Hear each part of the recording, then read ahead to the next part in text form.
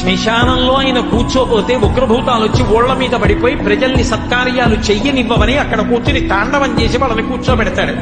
పార్వతీదేవి అడిగింది మహాభారతం అనుశాసనిక పర్వంలో, శుభ్రమైన కైలాసం ఉండగా, ఇంత ఐశ్వర్యం ఉండగా, చింతామణి గృహం ఉండగా శ్మశానంలో ఎందుకుంటున్నారని అడిగింది. అడిగితే ఆయన చెప్పాడు, పార్వతి బతికున్న నాళ్లు అన్ని చోట్లకి వెడతారు, ఏమీ తోచట్లేదు, శ్మశానానికి వెళ్ళొద్దామని ఎవరు రారు పార్వతి.